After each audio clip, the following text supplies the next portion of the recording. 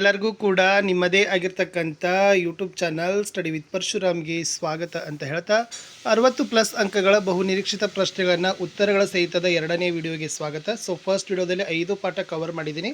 ಇವಾಗ ಇನ್ನೊಂದಿಷ್ಟು 5 ಪಾಠ ಕವರ್ ಮಾಡ್ತೀನಿ. ಇದಾದ ನಂತರ ಇನ್ನೊಂದು ಪಾಠ ಸಂಜೆ ಹಾಕ್ತೀನಿ.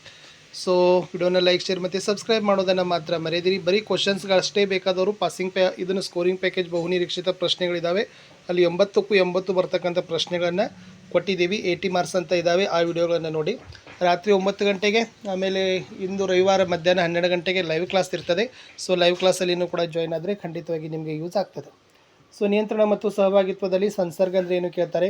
2 ನರಕೋಶಗಳ ನಡುವಿನ ಅಂತರವೇ ಸಂಸರ್ಗ.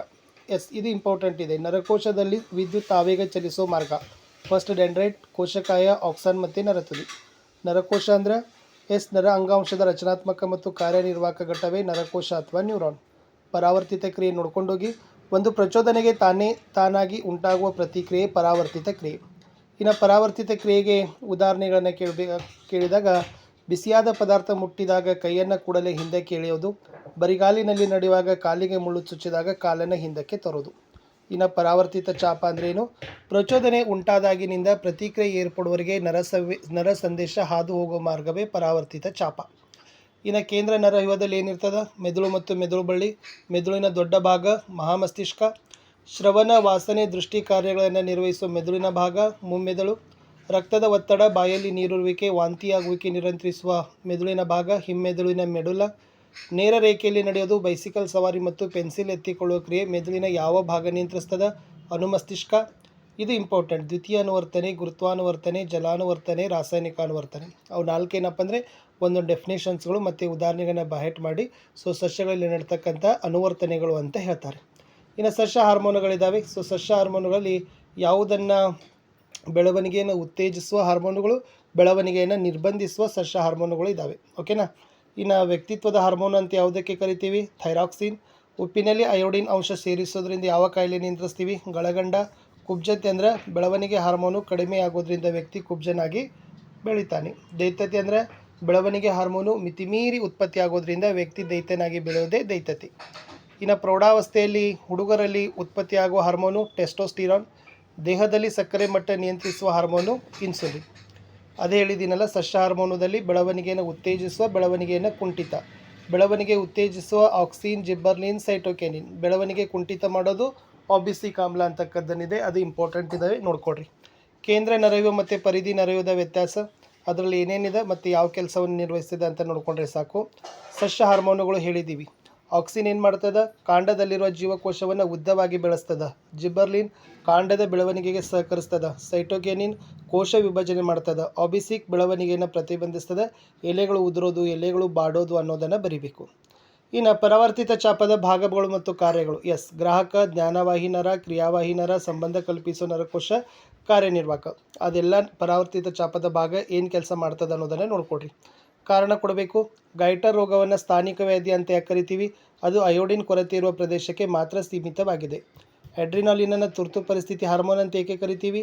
ಇದು ಭಯ, ಕೋಪ, ಉದ್ವೇಗ, ಆತಂಕ ಸಂದರ್ಭದಲ್ಲಿ ದೇಹದಲ್ಲಿ ಬಿಡುಗಡೆಯಾಗಿ ದೇಹವನ್ನು ನಿಯಂತ್ರಿಸ್ತದೆ. ಇದು ಇಂಪಾರ್ಟೆಂಟ್.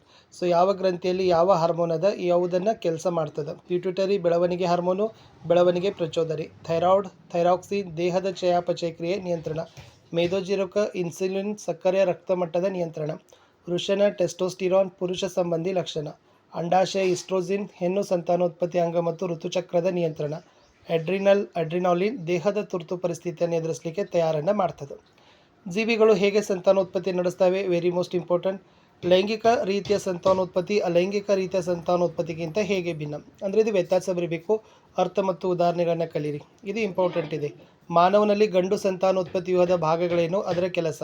ವೃಷಣ, ವೀರ್ಯನಾಳ, ಪ್ರೋಸ್ಟೇಟ್ ಗ್ರಂಥಿ ಮತ್ತು ವೀರ್ಯಕೋಶಿಕೆ, ಶಿಶ್ನ. ಅದೇ ಥರ ಹೆಣ್ಣು ಸಂತಾನೋತ್ಪತ್ತಿ ವ್ಯೂಹದ ಭಾಗಗಳು ಮತ್ತು ಕಾರ್ಯ. ಅಲ್ಲಿ ಅಂಡಾಶಯ, ಅಂಡನಾಳ, ಗರ್ಭಕೋಶ ಮತ್ತು ಯೋನಿ ಬರ್ತದೆ. ಇನ್ನು ಋತುಚಕ್ರದ ಮೇಲೆ ಬಹಳ ಮೋಸ್ಟ್ ಇಂಪಾರ್ಟೆಂಟ್ ಆಗಿ ಪ್ರಶ್ನೆಗಳು ನಿಮಗೆ ಬರ್ತವೆ.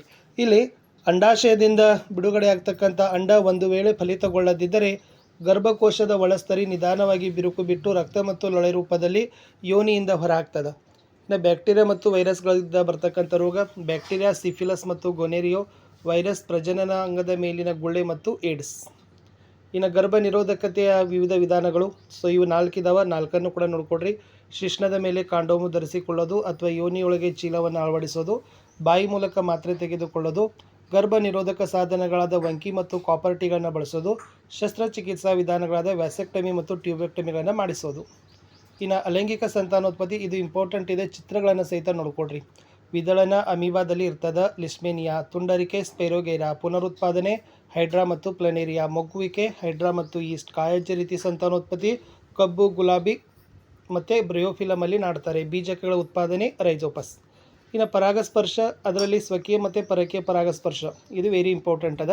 ಇದು ಕೂಡ ನಿಮಗೆ ವ್ಯತ್ಯಾಸದಲ್ಲಿನೂ ಕೂಡ ಬರ್ತಕ್ಕಂಥ ಒಂದು ಪ್ರಶ್ನೆ. ಇನ್ನು ಜರಾಯುವಿನ ಮೇಲೆ ಮೋಸ್ಟ್ ಇಂಪಾರ್ಟೆಂಟ್ ಇದೆ. ಭ್ರೂಣವು ತಾಯಿಯ ರಕ್ತದ ಮೂಲಕ ಪೋಷಣೆ ಪಡೆಯುವ ವಿಶೇಷ ಅಂಗಾಂಶವೇ ಜರಾಯು. ಸೊ ಜರಾಯುವ ರಚನೆ ಮತ್ತು ಕಾರ್ಯವನ್ನು ಬೈಪಟ್ ಮಾಡ್ಕೊಂಡು ಹೋಗಿ. ಸೊ ಅದು ನಿಮಗೆ ಬರ್ತಕ್ಕಂಥ ಮೋಸ್ಟ್ ಎಕ್ಸ್ಪೆಕ್ಟೆಡ್ ಆಗಿರ್ತಕ್ಕಂಥ ಪ್ರಶ್ನೆ. ಇನ್ನು ಅನುವಂಶೀಯತೆಗೆ ಬರ್ತೀನಿ. ಫಸ್ಟ್, ಭಿನ್ನತೆ ಅಂದರೆ ಏನು? ಒಂದು ಪ್ರಭೇದಕ್ಕೆ ಸೇರಿದ ಜೀವಿಗಳ ಗುಣಲಕ್ಷಣ ನಡುವೆ ಕಂಡುಬರುವ ವ್ಯತ್ಯಾಸ ಭಿನ್ನತೆ.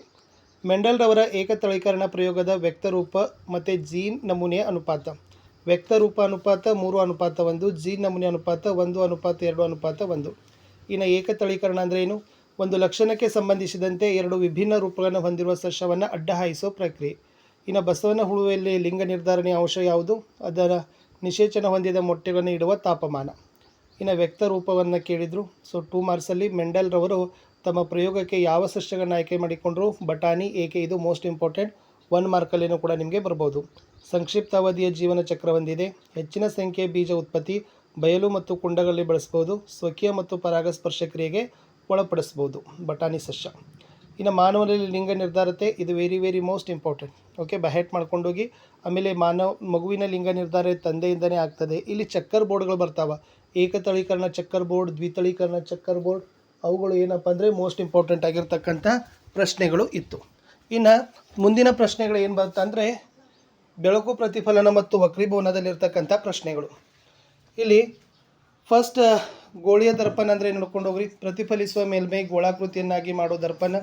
ದರ್ಪಣದ ಧ್ರುವ, ಪ್ರತಿಫಲಿಸುವ ಮೇಲ್ಮೈ ಕೇಂದ್ರ, ವಕ್ರತಾ ಕೇಂದ್ರ ಮತ್ತು ವಕ್ರತಾ ತ್ರಿಜ್ಯ. ಓಕೆ, ಸತ್ಯ ಮತ್ತು ತಲೆ ಕೆಳಗಾದ ಪ್ರತಿಬಿಂಬ ಕೊಡೋದು ನಿಮ್ನ ದರ್ಪಣ.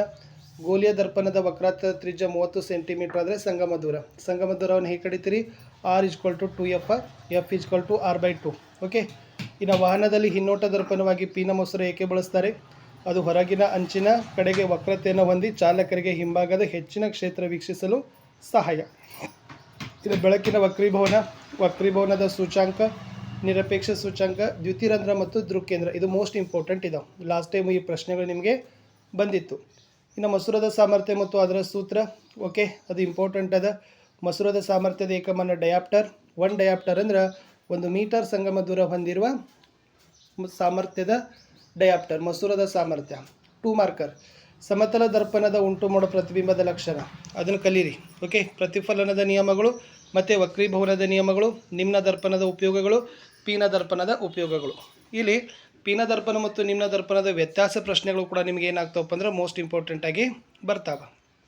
ಇನ್ನು ಸೀಮೆಎಣ್ಣೆಯ ಸಾಪೇಕ್ಷ ಸೂಚ್ಯಂಕ 1.44, ಇದರ ಅರ್ಥ ಕೇಳಿದ್ದಾರೆ. ಇಲ್ಲಿದೆ ನೋಡಿ, ಇಲ್ಲಿ ಪ್ರತಿಬಿಂಬದ ಸ್ವಭಾವ ಆಮೇಲೆ ಗಾತ್ರ ಕೇಳಿದ್ದಾರೆ. ಇದು ಮೇ ಬಿ ಸಂಗಮದ ವಸ್ತುವಿನ ದೂರ ಕೇಳಿದರು, ಪ್ರತಿಬಿಂಬದ ದೂರವನ್ನು ಕಂಡುಹಿಡಿತಕ್ಕಂಥ ಲೆಕ್ಕ. ಪ್ರಾಕ್ಟೀಸ್ ಮಾಡಿರಿ.